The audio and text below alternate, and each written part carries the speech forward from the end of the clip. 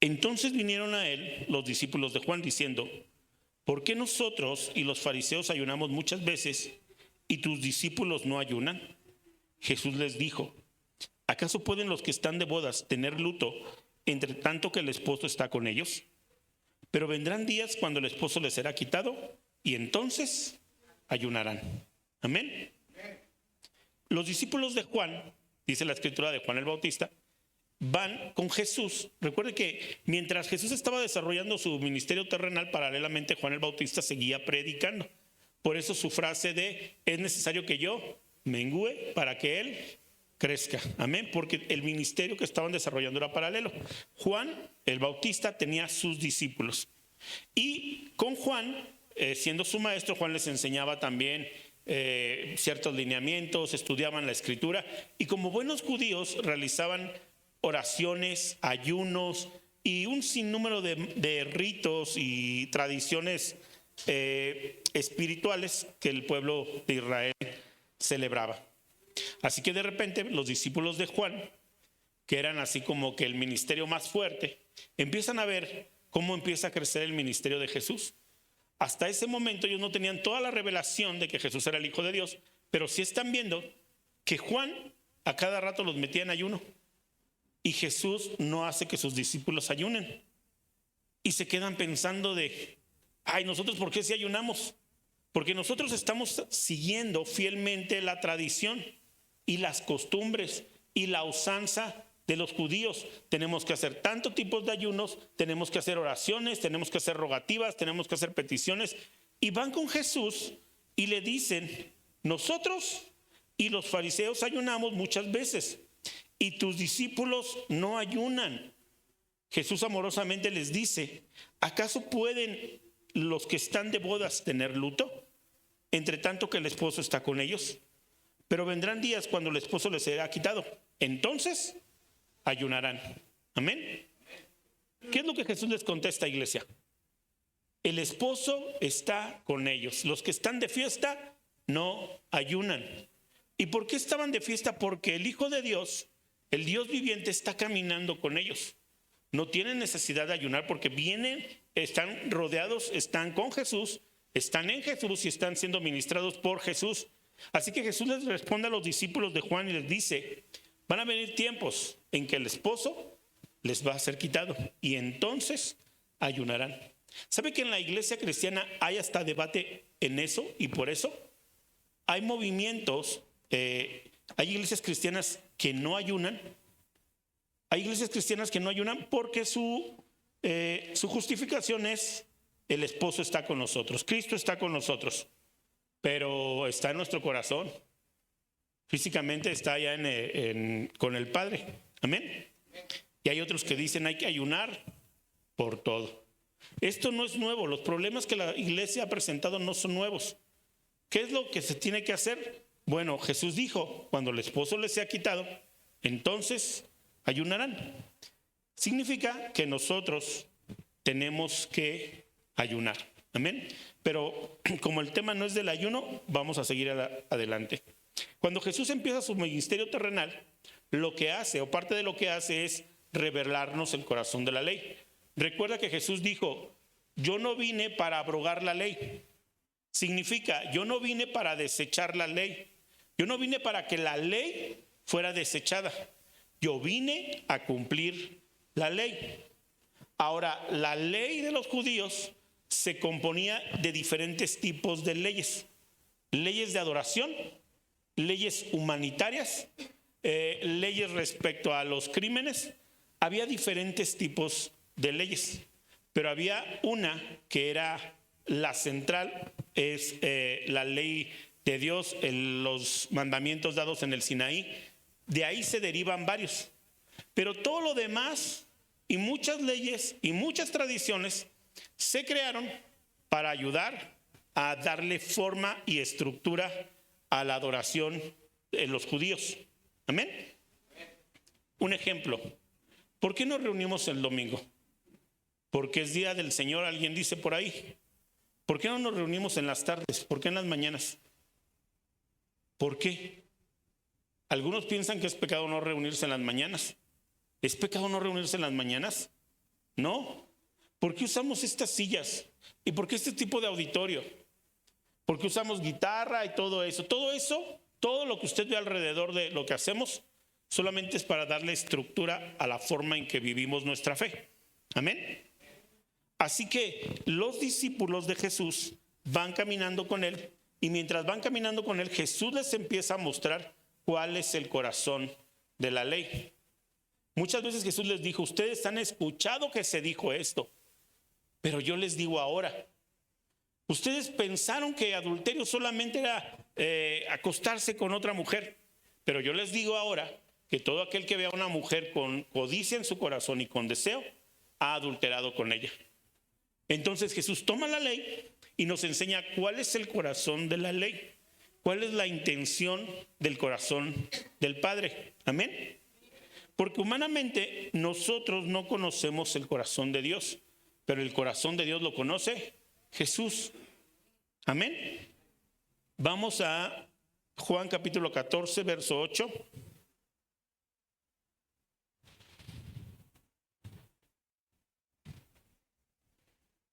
¿Lo tiene?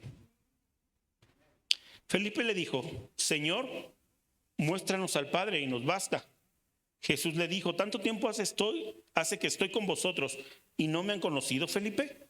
El que me ha visto a mí, ha visto al Padre. ¿Cómo pues dices tú, muéstranos al Padre? ¿No crees que yo soy en el Padre y el Padre en mí? Las palabras que yo os hablo, no las hablo por mi propia cuenta, sino que el Padre que mora en mí, Él hace las obras. Creedme que soy en el Padre y el Padre en mí. De otra manera, creedme por las mismas obras. Amén.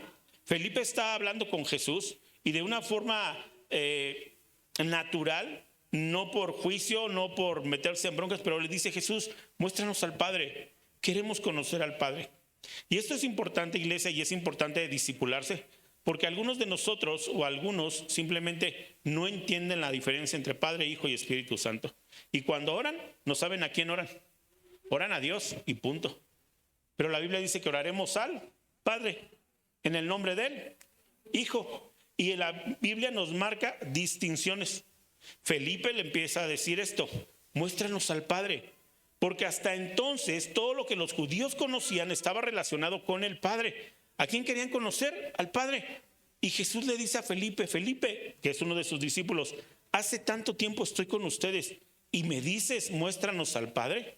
¿No les he dicho que el Padre está en mí y yo en el Padre, y que el que me ve a mí conoce al Padre? Si no me crees por lo que te estoy diciendo, créanme por las obras que hago. Amén. ¿Por qué? Porque las obras que Jesús hace revelan el carácter del Padre. Amén. Entonces Jesús le pone esto. ¿Sabes? Esto es bien tremendo, porque Jesús básicamente le dice: pesa mi vida, mira quién soy yo. No por lo que digo simplemente, sino por lo que hago y por lo que vivo. Amén. Y ese es un problema que muchos creyentes tenemos. Pesamos a las personas por lo que vemos, no por sus obras. A veces les creemos todo y más porque hablan bonito, pero no pesamos a la gente por sus obras. ¿Qué estoy diciendo? ¿Que entonces hay que estar juzgando a la gente? No, estoy diciendo que hay que conocerla. Conoce a las personas. Mira, muchas personas vienen una vez: pastor, estuvo bien padre el servicio, yo me voy a congregar aquí. Yo soy de Casa de Cristo y usted va a ser mi pastor. Así que recíbame en el nombre de Cristo Jesús. Digo, no es así, hermano. Venga, visítenos, conózcanos, déjenos conocerle, y entonces usted tomará una decisión. Amén. ¿Por qué? Porque es lo que dice la Biblia. Necesitamos conocernos, necesitamos entendernos. Así que Jesús está diciéndole a Felipe: tanto tiempo en que has pesado mi vida, lo que hablo, cómo me dirijo, que no hago otra cosa sino lo que está en la voluntad del Padre, y que no me muevo según yo, sino que el Padre que está en mí es quien me manda a hacer estas obras. Jesús le dice: estás pesando mi vida, tú sabes quién soy. Jesús lo llenaba todo. Sin Jesús, Pedro lo dijo, no hay vida. Y eso es lo que los discípulos están experimentando. Amén. Ahora, aquí tenemos un dilema y un problema. ¿Por qué Felipe le hace esa pregunta a Jesús? Muéstranos al Padre. Porque en cierto punto, Felipe está infiriendo que Jesús no es suficiente. Y le está diciendo, muéstranos al Padre. ¿Por qué hace esa clase de preguntas? Ya tenía más de 2 años siendo formado al lado de Jesús. ¿Qué provocó eso en la mente de Felipe? ¿Qué lo provocó? ¿Qué hace que tú y yo empecemos a cuestionar las cosas que Dios ha hablado a través de la Escritura? ¿Sabes? A veces nos encontramos en el mismo punto de Felipe. Dios ha hablado ciertas cosas, pero nosotros las cuestionamos. ¿Qué acaso no tenemos fe? Te doy otro ejemplo. Juan el Bautista está preso. Juan el Bautista ya bautizó a Jesús. Él vio al Espíritu Santo descender en forma corporal como paloma. Él escuchó la voz diciendo, este es mi Hijo amado en el cual tengo contentamiento. Más claro, ni el agua. Y cuando está preso, Juan el Bautista le manda a preguntar, vayan y pregúntenle a Jesús, ¿eres tú o esperaremos a otro? Así como que está de locos, ¿no? O sea, ya vio todas esas cosas y todavía se pregunta si es él. ¿Qué está pasando con Juan el Bautista en la cárcel? ¿No tenía fe? Jesús ni siquiera le da una respuesta como, sí, soy yo. ¿Cuál es la respuesta que le da? ¿Se recuerdan? Ve y díganle, los ciegos ven. Ve y díganle los milagros y las obras. ¿Qué le está diciendo Jesús? No simplemente le mandó un sí, yo soy. Pesa las obras. Mira quién soy, tú me conoces, tú sabes que soy yo. Este es Jesús respondiéndole a Juan el Bautista. ¿Juan el Bautista no tenía fe? ¿O qué es lo que se está pasando con él? ¿No creyó? ¿Dudó? ¿Qué es lo que hay en la mente de Juan el Bautista? Lo que hay en la mente de Juan el Bautista es lo que hay a veces en la mente tuya y mía. Repite conmigo la palabra costumbres, tradiciones. Va de nuevo, costumbres, tradiciones. ¿Sabes que estamos más llenos de costumbres y tradiciones en nuestra mente que de la palabra de Dios? Y Juan el Bautista pregunta, no porque no tuviera fe, porque nosotros ya estamos en otro nivel. No le estoy predicando a la mayoría de inconversos, les estoy predicando a gente que ya tiene 5 años, 10 años, 1 año en el Evangelio, que recibieron al Hijo de Dios en su corazón, que le entregaron su vida. No le estoy predicando así como Jesús no le hablaba a sus discípulos, a gente que no conocía. 2 años caminando con él, ellos ya sabían. Pero iglesia, nuestra cabeza está llena de costumbres y tradiciones. Aún como cristianos, no estoy hablando de inconversos, estoy hablando de cristianos. Aún como cristianos tenemos la mente llena de costumbres y tradiciones. Y Juan el Bautista, en una parte de su corazón, en una parte de su mente, él también creía o pensaba en un Mesías diferente. Aunque la palabra le decía otra cosa, aunque Jesús le estaba demostrando qué tipo de Mesías era él, qué tipo de rey iba a ser él, su mente y su corazón estaban ligadas a la costumbre que tenían todos los judíos.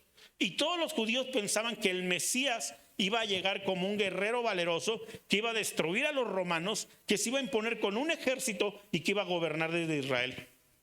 Porque esa es la costumbre y la tradición. Pero si leen la Escritura, si leen a los profetas, se van a dar cuenta que cuando la Biblia habla del rey venidero, hablaba de un rey que iba a sufrir, que iba a morir, que nos iba a dar una salvación más grande y un imperio mucho mayor que la simple tierra. Ellos lo leían, pero las costumbres los hacían quedarse ahí. La duda de Juan el Bautista no se encuentra en su alma es de Dios. La duda de Juan el Bautista se encuentra en su mente. Y a ti y a mí nos pasa muchas veces lo mismo. Nuestras dudas no están arraigadas en nuestra alma. Y no están arraigadas en nuestra alma porque estamos aquí. Creemos que Él es el Hijo de Dios, pero no podemos con las costumbres de nuestra mente. No nos da de verdad. Queremos avanzar, pero la duda en la mente no nos deja avanzar. Así es esto y no debe cambiar. Y si pintamos toda esta área de negro, de aquí para acá, lo pintamos todo de negro para que se vea mejor, Mira, te hago así, si yo hiciera una votación, tal vez la cuarta parte diría aquí que no. Porque esta es casa de Dios y es un altar, no es una funeraria ni es algo de muertos. Y si ponemos luces de colores aquí, que cuando los hermanos estén en la alabanza, ¿qué diríamos? Algunos dirían, wow, qué chido, ¿no? Hasta esto va a servir para que más jóvenes vengan. Otros dirían, no, pues si no es disco, es iglesia. Así se hacen las cosas. Hoy vamos a empezar con la predicación y terminamos con alabanza. Y algunos se van a estar dando golpes de pecho porque eso no es de Dios, eso no es de Dios, eso no es de Dios. ¿Qué es lo que nos tiene atados? Las costumbres. Así es y no debe cambiar. No se puede porque ya lo intenté. Todos lo hacen así. Si hoy Dios te dijera a ti, mañana me edificas una iglesia, mañana quiero que tú inicies una congregación, ¿qué harías tú? ¿Te digo lo que hicimos nosotros? Fuimos y rentamos un lugar y compramos sillas y llevamos un estéreo porque tiene que haber alabanza e hicimos todo lo que las congregaciones tienen. Pero eso fue realmente lo que Dios nos estaba pidiendo. Ahora pregúntame cuántas veces salimos a evangelizar. Pregúntame. Ninguna, porque estábamos haciendo un lugar con sillas y con bocinas para tener una iglesia. Porque nuestra cabeza nos dice que para que sea una iglesia tiene que tener todas esas cosas. Y si no las tiene, no es iglesia. ¿Y cuántos son en tu iglesia? Somos 20. Eso no es iglesia. Alguien me salió con una barbaridad como, ¿y tienen estacionamiento? No, no tiene estacionamiento. No, pues entonces no son iglesia. Y dije, ahora resulta que el estacionamiento es ahí. Pero nuestras dudas, nuestras costumbres nos hacen decir lo mismo. Muéstranos al Padre. Mira, Dios, te creo que voy a sanar. Mira, Dios, te creo que vamos a hacer esto. Mira, Dios, está bien, pero solo muéstranos esto. Y nos basta. Solo muéstrame. Yo voy a hacer caso a lo que tú me dices de abrir un lugar para darle de comer a los que no tienen. Pero solo muéstrame de dónde nos vas a suplir. Y me basta. Entonces, ¿dónde está la gloria? Y entonces, ¿dónde está el milagro? Si Dios me da un cheque así y me llena la cuenta, ¿dónde está la gloria? Pero si Dios suple de forma extraordinaria cada vez que se necesita, entonces la gloria se la lleva a Él. Amén. Así que estas cosas, iglesia, costumbres y tradiciones en nuestra mente, nos impiden entrar en adoración, en manifestaciones de Dios, en transformación, nos impiden ser transformados, renovados y tener una revolución espiritual. Nuestras costumbres, nuestras tradiciones que tenemos arraigadas en la mente. Eso pasa. Vamos de nuevo a Mateo 9 y vamos a leerlo de nuevo. Vamos a leer el verso 14. ¿Lo tienes? Entonces vinieron a él los discípulos de Juan diciendo, ¿por qué nosotros y los fariseos ayunamos muchas veces y tus discípulos no ayunan? Amén. ¿Quién está hablando con Jesús? ¿Qué tipo de personas están hablando con Jesús? ¿Neófitos? No. No están hablando con Jesús fariseos, no es la multitud, no son escribas. ¿Quiénes son? Discípulos de Juan. Y Juan no hablaba otra cosa, sino que el Cordero viene. Y Juan no hablaba otra cosa, sino acerca de las manifestaciones que iba a tener el Cordero, el Hijo de Dios. Y mientras Juan voltea y dice, he ahí el Cordero de Dios que quita el pecado del mundo, los discípulos están presentes. Sus discípulos, los discípulos de Juan el Bautista, preguntan, ¿qué onda? ¿Por qué nosotros y los fariseos sí ayunamos? ¿Con quién se están comparando los discípulos de Juan? Con los fariseos. Porque nosotros, como los fariseos, respetamos y honramos la tradición. Porque nosotros y los fariseos, ahora, ¿cuándo habló bien Jesús de los fariseos? Nunca. ¿Con quién tenía pleito casado? Con los fariseos. Entonces, ¿por qué los discípulos de Juan el Bautista se equiparan a los fariseos? ¿Por qué? Porque están están fuera de sí, porque están alucinando. ¿Cómo se pueden comparar con los fariseos? Nosotros como los fariseos. Y sabes, a veces esas, las costumbres y la tradición que nos impiden crecer y recibir de Dios están basadas en eso, en que vemos a otros. ¿Quieres ser no como Jesús? No quieres ser como Pablo. Quieres ser como los fariseos. Quieres ser alguien que cumpla leyes, ordenanzas, estatutos, pero sin peso eterno. Y los discípulos de Juan el Bautista se están comparando con los fariseos. Vamos a Gálatas 3 y vamos a leer del 1 en adelante. Gálatas capítulo 3, del 1 en adelante. ¿Lo tienes?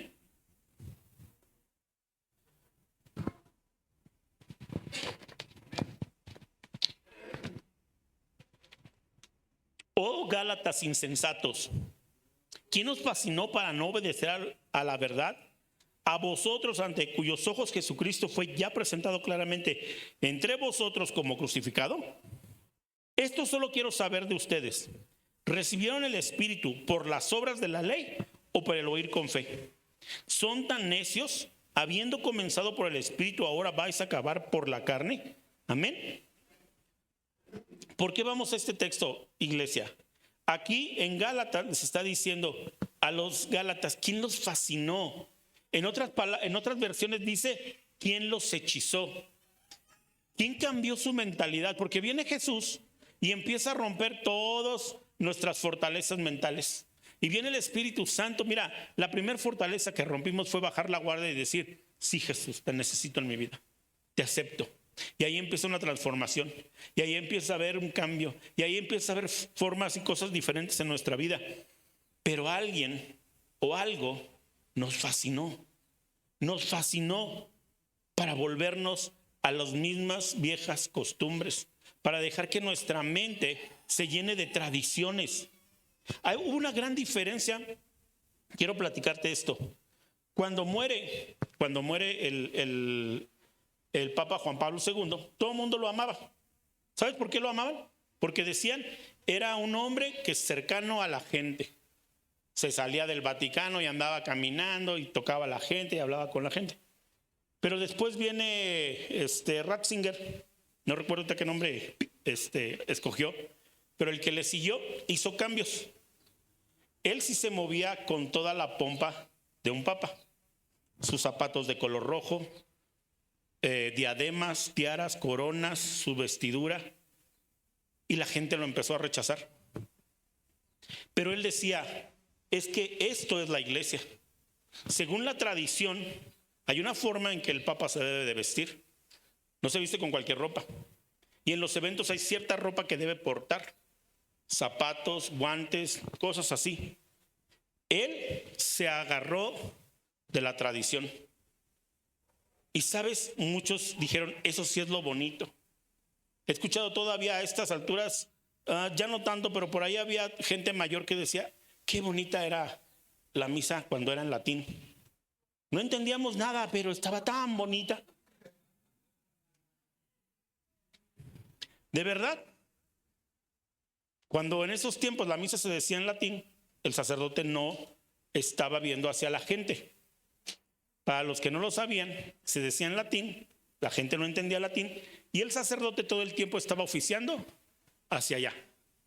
Entonces, no lo entendían. Y lo único que le veían al sacerdote era, pero qué bonito, porque la tradición dice que así es.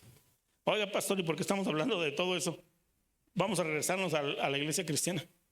Qué feo que el pastor no trae corbata, ni tampoco pantalón de vestir, que se sube con la camisa desfajada. Pues, ¿qué somos qué o qué?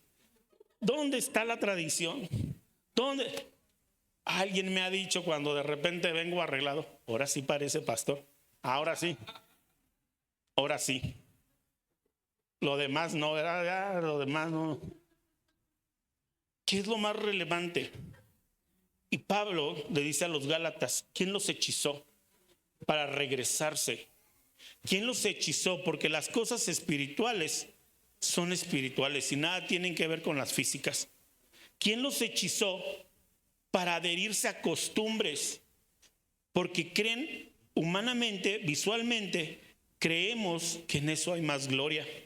Si yo me presento ante ti con zapatos de trabajo, una camisa manchada, un pantalón 2, 3, y te digo, soy el pastor, quiero orar por ti, vas a decir, está bien.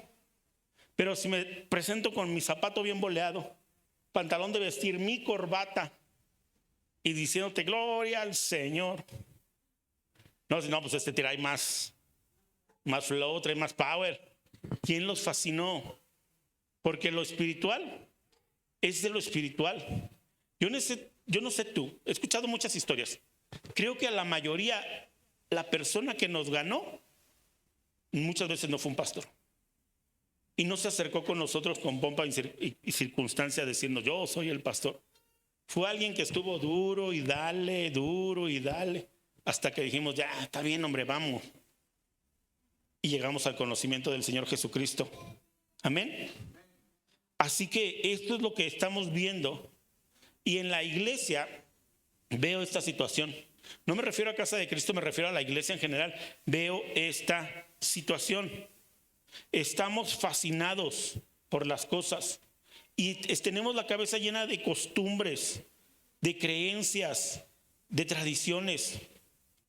Los discípulos de Juan sabían la Escritura, amaban la venida del Hijo, su maestro era Juan el Bautista, su alma creía, pero su mente no había sido renovada, su mente no había sido transformada. ¿Cuál es la respuesta de Jesús? ¿Recuerdas? No pueden ayunar los que están de bodas. Ayunarán cuando se les sea quitado el novio. Así que estos están ahí y se quedan con esa respuesta. ¿Qué significa Jesús? ¿Qué es lo que quiere decir? Yo creo que se regresaron con Juan el Bautista, o se regresaron, a seguir su ministerio más confundidos que con claridad en su mente y en su corazón. Vamos al verso 16, porque Jesús sigue hablando. Mateo 9:16. ¿Lo tienes? Y mientras leo el versículo, déjenme la imagen, por favor. Mateo 9:16 dice lo siguiente: nadie pone un remiendo de paño nuevo en un vestido viejo, porque tal remiendo tira del vestido y se hace peor la rotura. Ni echan vino nuevo en odres viejos. De otra manera los odres se rompen y el vino se derrama y los odres se pierden. Pero echan el vino nuevo en odres nuevos y lo uno y lo otro se conservan juntamente. Veamos la imagen. Eso que está ahí son unos odres. Es piel. Más allá de meternos en definiciones, es piel. Es piel que con el tiempo se seca y se vuelve dura. Pero cuando le echan vino, si le echan vino nuevo, el vino nuevo se sigue fermentando. El vino nuevo se sigue fermentando y cuando hay fermentación, se infla. Y como ese odre ya es piel vieja y se infla, ¿qué va a pasar? Se va a romper. El vestido es un vestido viejo. Ya ese ya no le va a pasar nada. Si lo lavas ya lo que encogió, encogió. Lo que tenía que dar dio. Pero si le pones un parche de tela nueva y lo metes a lavar, esa tela probablemente pueda encoger. Y si encoge, va a rasgar todo el vestido viejo. Jesús les está hablando en consecuencia de lo que les acaba de decir a los discípulos de Juan. No les cabe en la cabeza. No pueden con esto. ¿Y significa que eso significa que se van a perder? ¿Significa que ya Dios no los ama? No. Simplemente nos da un hecho y los hechos nos causan controversia. Los hechos nos incomodan. Es un hecho. Es un hecho que hay ciertas personas que no van a cambiar porque su mente está así. Deberían, sí, pero ¿y si no cambian? ¿Qué hacemos? ¿Los desechamos? ¿Dios los desecha? Claro que no. La congregación de la que yo nací, era una congregación pujante, vibrante, era una congregación con un número grande de congregantes. Si no mal recuerdo, la última vez eran como 300, 400 personas. Pero hubo un dilema entre el liderazgo. El pastor empezó a hacer renovaciones. Cuando yo asistía a la congregación, se cantaban los cantitos de Marcos Witt, muy buenos, coritos muy buenos. Cantábamos eso. La iglesia fue creciendo, el tiempo fue pasando y el pastor dijo, aquí vamos a hacer un escenario y aquí vamos a poner luces y vamos a meter otro tipo de música. Y una parte del liderazgo se enojó. ¿Y sabes qué pasó? La iglesia se dividió. Allá están esos malvados que andan con sus cosas modernas y nosotros nos quedamos aquí los que traemos la buena fe. ¿Sabes qué pasó con ese grupito que se dividió? Se volvió a dividir. Porque estos no eran suficientemente, dijeron, no, es que tenemos que regresar a la santidad, dijo el Señor. Nadie se mueve, nadie respira porque el que se mueve mal es pecado. Y se volvió a dividir. 3 congregaciones, 3 movimientos de una sola. ¿Cuál estaba bien? ¿Cuál era la correcta?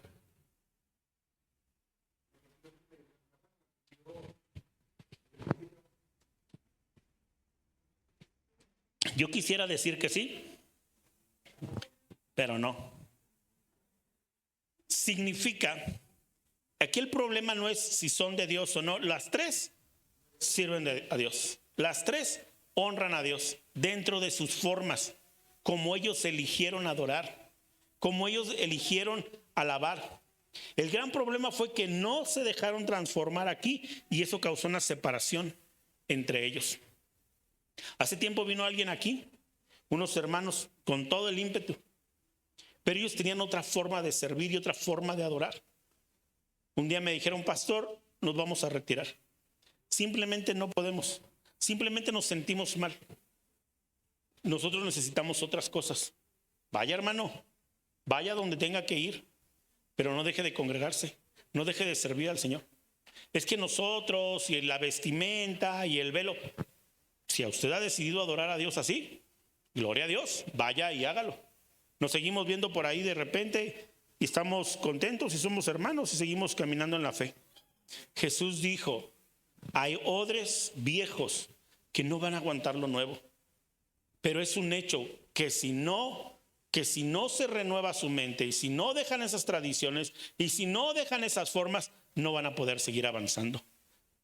Vuelvo al ejemplo de las iglesias. ¿Significa que la iglesia que iba hacia la modernidad era la buena? No. Porque la vida eterna está en Cristo Jesús, no en la modernidad. Pero a ellos les funcionaba así. ¡Qué bueno! Así que en nuestra mente, iglesia, y esto es algo que Dios habló a mi corazón, no podemos ser renovados, transformados, hasta que no lidiemos con el odre viejo que hay en nuestra mente. Hasta que no estemos dispuestos a sacar ese odre, hasta que no estemos dispuestos a cambiar lo que pensamos y quererlo imponer a los demás como una verdad. No, son usos, son costumbres, son situaciones, pero deja que Dios te guíe. Amén. No quieras caminar queriendo hacer lo mismo que siempre porque así te enseñaron. No quieras caminar así porque vas a perder la frescura de lo nuevo. Y Dios es especialista en generar cosas nuevas cuando menos lo esperas. Y si te agarran pensando así, lo vas a perder. Porque Dios trae unas nuevas formas de adorar, unas nuevas formas de servir. En una congregación un pastor le dijo a su líder de alabanza, oye, Dios me habló y me dijo que ahora tú te tendrías que dirigir hacia el ministerio de evangelismo y que íbamos a poner a otra persona a liderar la alabanza. ¿Sabes qué pasó? El líder de la alabanza se enojó, agarró sus canicas y dijo, usted no me dio el ministerio me lo dio Dios. Usted no me lo da y no me lo puede quitar, así que ya me voy. Yo me pregunto, ¿qué hubiera pasado con esa congregación si hubieran sido capaces de recibirlo? ¿Qué hubiera pasado? ¿Qué hubiera sucedido si no nos pusiéramos así? Pero como las cosas no son como yo creo, como yo digo y como yo espero, entonces no son de Dios. ¿Sabes cuál es lo peor? Que no solo nos afecta a nosotros, sino que afecta a los demás, porque empezamos a criticar a otros que pretenden moverse. México tiene esa cualidad, tiene esa característica. Mira, algunos no vinieron por el mundial. Realmente algunos no vinieron por el mundial. Hoy sentido como del Señor que quedarme aquí. Unos no vinieron por el mundial. Digo esto porque voy a tomar un ejemplo. La otra vez estaba viendo datos del fútbol. Los que les gusta el fútbol me van a entender un poquito. Y estaba viendo las cifras de Maradona, uno de los mejores futbolistas del mundo, comparadas contra las cifras de Hugo Sánchez, el mejor jugador que ha tenido México. Y sabes que según cifras, Hugo Sánchez es 2 o 3 veces mejor que Maradona. Sus números, sus logros, sus formas, es mejor. Pero en México, ¿quién dice Hugo Sánchez es uno de los mejores futbolistas del mundo? Nadie. Porque nuestra sociedad está acostumbrada en México que si alguien quiere sobresalir, lo jalamos. Y eso es algo que también pasa con nuestra cabeza en la iglesia. Si en la iglesia alguien quiere sobresalir, lo jalamos. Es que yo voy llegando y quiero levantar un ministerio. No, espérate. ¿A dónde vas? Yo tengo aquí 5 años sentado y tú vas a hacer más que yo. No, hombre. Y alguien viene y te presenta una nueva idea. Pastor, ¿qué le parece si ahora a la entrada de la alabanza, en lugar de hacer esto, o en el estudio bíblico o en la predicación, antes de hacer esto, hacemos eso? Yo, el pastor aquí soy yo. No te estés dando ideas. ¿Sabes que los mexicanos tenemos esta cualidad que no sabemos recibir ideas? ¿No sabemos recibir consejos? El mexicano piensa que todo consejo es un desafío a su autoridad. Si alguien va, mujeres que cocinan, si alguna va y le dice, no sé, la nuera, oiga, yo creo que si le echa un poquito de sal queda mejor. ¿Tú crees que eso le va a caer bien? A ver, reina, yo ya hacía huevos antes de que tú te pusieras pañal, pero creemos que todo comentario es un desafío a nuestra autoridad. Y esa es una característica de los mexicanos y es algo que trajimos a la iglesia. ¿Cómo nos renovamos? ¿Cómo hacemos? ¿Cómo deshacemos? Recuerdo cuando empezaban los teléfonos inteligentes y recuerdo a un hermano ahí en la iglesia con su celular en la Biblia y yo en el púlpito y él así. Y yo, hermano, permítanme, su celular, hermano. ¿Qué, pastor? Aquí no andamos de celulares. Es la Biblia, pastor. Ah, sí, ¿verdad? No, yo no lo sabía. Usted sí o sí necesita una Biblia física, amén. Sí o sí necesita una Biblia física y necesita leer en su Biblia física, pero ahí le va. Tenemos una pantalla donde se proyectan versículos. Y luego le decimos a la iglesia, no está buscando el versículo, pues entonces no lo ponga. Pues ¿para qué lo pone? No lo ponga y mejor pídanos que tragamos la Biblia. Oiga, luego a mí me tocó predicar en aquellos tiempos donde no había teléfonos inteligentes, ni los proyectábamos. Busquen Juan 3:18. Allá un hermano no sabía, el otro andaba en Apocalipsis, el otro le andaba ayudando a buscar. 5 minutos después, ya yo me desesperaba y les decía, no lo busquen ya, yo ahorita se los digo ya, así déjenlo. Cambian las cosas. La verdad nunca va a cambiar. Nunca va a cambiar que Jesús es el camino, la verdad y la vida.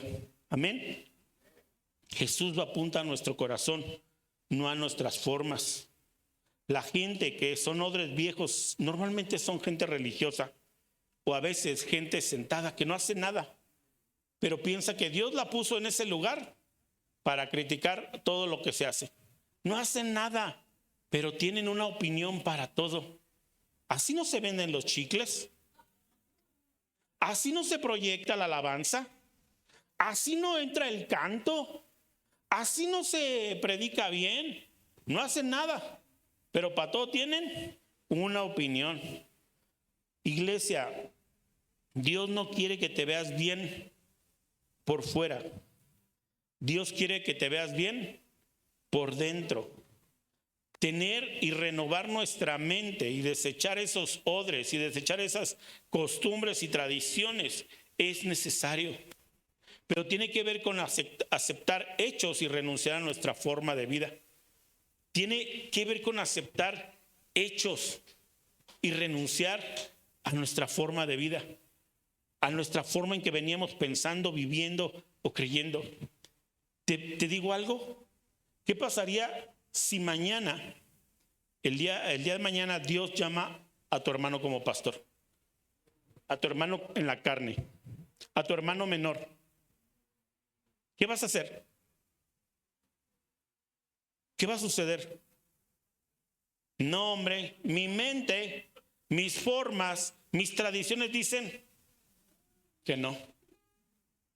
Pasa otra situación. Tú ya tienes en tu mente, en tu tradición, en tus formas, que tú vas a hacer algo. Y cuando no lo logras, te frustras y te quiebras. Dios quiere que la sanidad y la transformación empiece por dentro, pero tenemos que renovar nuestro entendimiento. Tenemos que renovar y soltar todas esas viejas formas de vida.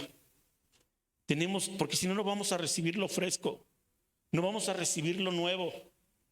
Yo no voy a la iglesia porque todos los pastores son iguales. Segura. Mira, no somos la última coca del desierto, pero a lo mejor estamos menos mal o a lo mejor somos menos peores que el que te tocó.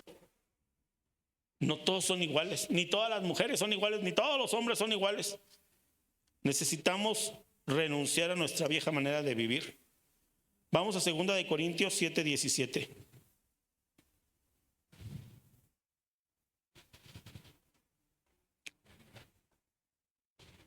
¿Lo tienes?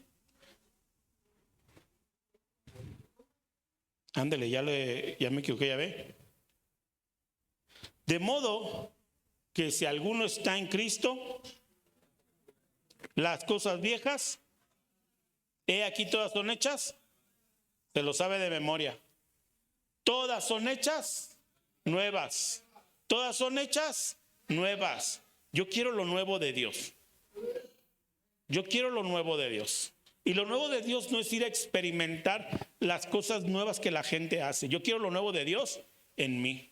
El pastor Alfredo predicaba y decía, para que venzas el temor necesitas una palabra de revelación, no solamente un versículo. No solamente necesitas el versículo que dice, en paz me acostaré y asimismo me levantaré, porque solo en ti, Dios, puedo estar confiado. Te lo puedes aprender de memoria, pero si no tienes revelación de ese versículo, que sea carne en ti, no va a ser nada. Cuando hablamos de las cosas nuevas, no hablamos de ir a la iglesia de moda, porque hay algunos que acostumbran, que se congregan siempre en la iglesia de moda. Ya pasa de moda esa, ya abre otra y para allá se van. Buscar lo nuevo significa buscar lo nuevo para ti, en ti, las cosas que Dios tiene contigo. Vamos a Efesios 4:22, pero no lo busque, lo vamos a proyectar y con esto vamos a concluir. Efesios 4:22, la imagen, Ger. La imagen del versículo.